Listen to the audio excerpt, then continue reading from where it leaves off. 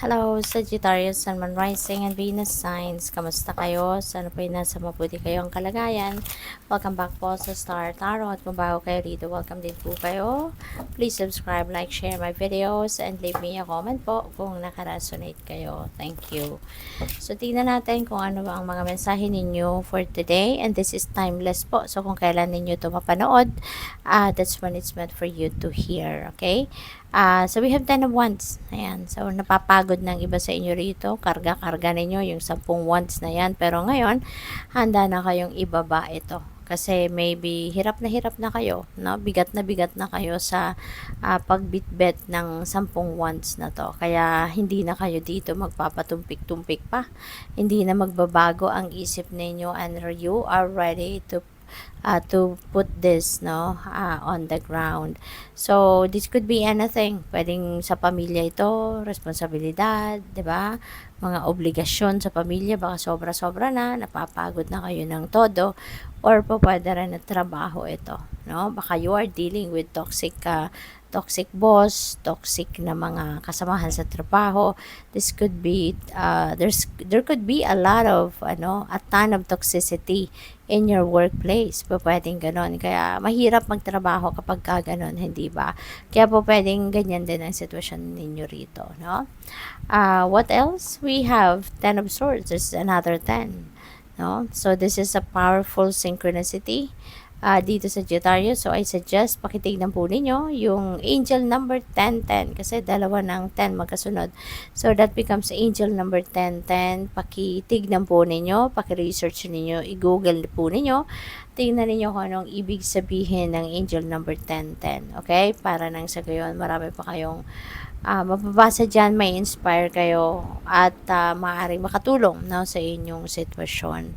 With the 10 of swords, 10 represents endings and beginnings. Kaya meron kayong puputulin na dito na sitwasyon sa buhay ninyo. You're going to disconnect with this situation, and handa na kayong mag-move on sa buhay. Handa na kayong mag-move forward sa buhay ninyo. So you are ready to kumbaga break away from whatever this is, nahirap na kayong sitwasyon. Okay? So dito pwedeng obligasyon, responsibilidad, 'di ba? Pwedeng mga kasama, yung nahihirapan na kayong kasama, pakisamahan, ganon. Dito naman, na-betray kayo rito. Ibang sakit, ibang pagod, ibang bigat ang nararamdaman ninyo rito. Pwedeng naloko kayo rito. Pwedeng sa relationship ito, with your person. Pwedeng naloko kayo ng inyong person. Pwedeng na-betray, na-cheat, 'di ba? Na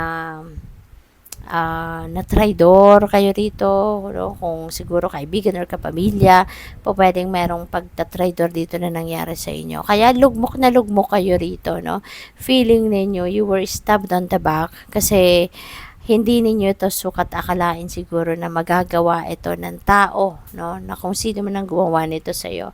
Maybe you weren't expecting, or hindi ninyo sukat akalain talaga na ang taong ito magagawa niyang lukuhin ka. Magagawa kang pagsinungalingan. Kasi maaring you have an emotional investment with this person.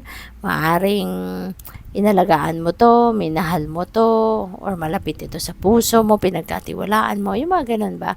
But yun nga, 'di ba? Hindi na iwasan, talagang siguro ito nakagawa ng hindi maganda sa iyo. Kaya ngayon, babangon ka na, you're going to realize na tama na to, 'di ba? Tama na tong nasaktan na niya ako, pero hindi mo na to hahayaan na mas lalo pang lumalim, yung sakit. Kaya maaring babangon ka na from this, magigising ka na sa katotohanan na walang mangyayari sa iyo. Ikaw na yung magiging kawawa dito kasi ikaw yung hindi makakapag-move on, 'di ba? Kaya ngayon magdedesisyon ka na enough is enough. It's about time na mag-move on ka na, tumayo ka na muli sa inyong mga paa at magsimula na ng inyong bagong buhay. Okay? What else? We have Knight of Wands. Ayan, magmamadali kang gawin nito. Magiging excited kang gawin ang pag-move on sa buhay. So siguro muli, may excite ka na, bumalik ka sa dati, bumalik ka sa dating sigla mo, yung ganon. Kaya siguro magmamadali kang gawin din ito. Or probably there is an opportunity for you dito, no, na para makapagbagong buhay ka. Kaya gusto mong i-take advantage agad-agad ito. So, good luck po. And by the way, maraming salamat for subscribing. And if you haven't subscribed yet, subscribe na po kayo. Okay? Thank you. And there is a join button po sa baba ng video. Kung gusto po ninyong mag-member, yun lang po i-click ninyo. Thank you. Prosperity. This is really beautiful. This is kasaganaan pagdating sa pera. Kung nakikita ninyo umuulan ng pera, 'di ba? So sobrang swerte ninyo, sobrang ganda, 'di ba, ng mga kaganapang ito sa buhay ninyo. Kasi ulan ng pera. So finally, you are going to be feeling sagana, no? Pagdating sa pera. So could come from various sources. Hindi natin alam saan ito manggagaling na perang ito. But, yeah, good luck sa'yo. Kasi, magiging ka na ngayon. Makakaluwag-luwag ka na pagdating sa kapirahang aspeto. So, what else? We have love. Wow. Marami ka ng pera. Marami ka pang pagmamahal, pag-ibig, diba? So, ang swerte mo sa ngayon. Kumbaga, i-bless ka ngayon ng universe with all the good things, no? There is love, there is money, diba? So, napakaganda. At pwede ito, no, na this could be love coming from other people. This could be coming from your loved ones na, alam mo yun, siguro laging ikaw yung nagpapakita ng pagmamahal sa kanila. Maaaring ikaw lagi yung nag-express ng pagmamahal sa kanila. But this time, baka ikaw naman ang makaka-receive nito. Baka sila naman ang gagawa nito para sa'yo. And also, I'm seeing self-love dito. No? So siguro, you are also going to start loving yourself more, no, over other people. Kasi nasaktan ka rito nung nangyari ito, parang ang dami mo na-realize, no, na siguro ngayon gagawin mo ng baguhin, no, yung perspective mo. Babaguhin mo din ngayon yung the way you carry yourself, the way you direct your life, 'di ba? So babaguhin mo na ngayon. At siguro isa diyan, no, yung inyong pagmamahal sa sarili. More than anything or more than anyone, yung sarili niyo muna talaga dito. Yung siguro pa-prioritize mong mahalin at alagaan, no? So what else? We have home. Ayan. So, ang narinig ko agad, you are going to rush home. So, siguro ang iba sa inyo baka hindi nakatira sa bahay niyo, maybe you are from, baka nagtatrabaho kayo sa ibang lugar, sa ibang bansa, mga ganon, and you are going to rush home. Siguro namimiss nyo na yung pamilya ninyo, no? Baka namimiss nyo na yung mahal ninyo sa buhay, yung ganon, or baka baka gusto mo lang din talaga na magbakasyon, o pwedeng ganon. That's why you are going to rush home. Uwi kayo, magbabakasyon, no? Pwede rin ang iba sa inyo rito, siguro baka bibili kayo na bagong bahay, or maybe magmo-move in na kayo sa bahay ninyong bagong bili, or baka may mga renovations, renovations na gagawin kayo, or baka staycation ito, Sagittarius.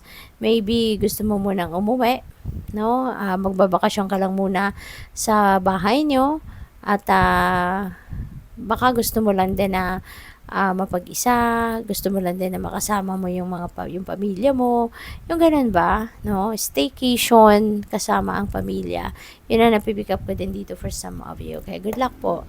So tingnan natin kung ano pa ang ganap. And maraming salamat din, no, sa mga hindi po nag-skip ng ads. Thank you for your support and for your help sa channel. At sa mga nagdo-donate, salamat. So, we have cleaned it up.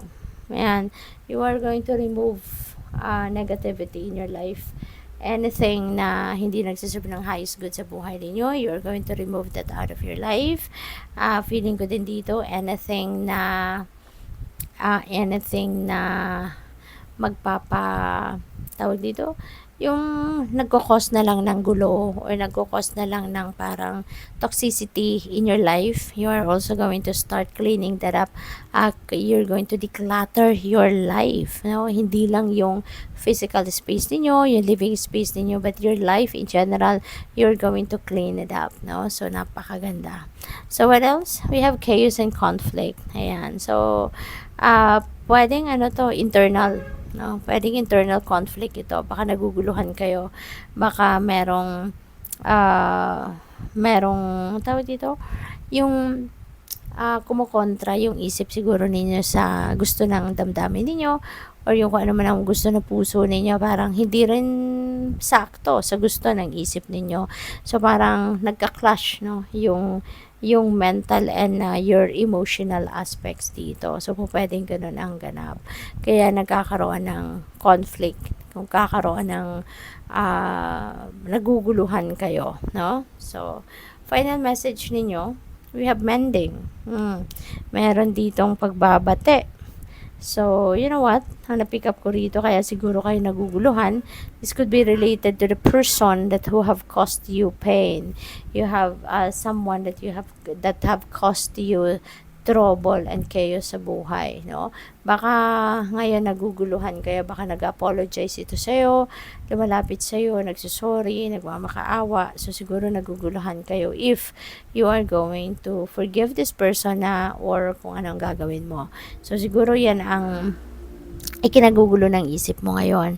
But there is mending, no? So siguro you are going to choose love. Mas pipiliin mo ang pag-ibig, pagmamahal, consideration, no? Yung yung bait mo, siguro dito ang mamamayani, yung compassion mo yung mamamayani rito at hindi yung galit, hindi yung inis, hindi yung tampo sa taong ito, no? More than anything, baka love dito ang mamamayani sa puso ninyo, kaya pwede, no, na papatawarin mo to, makikipagbati ka, no? At merong mending na mangyayari, no? So, ang bait naman. So, good luck po. Thank you for watching. Love and light. Namaste.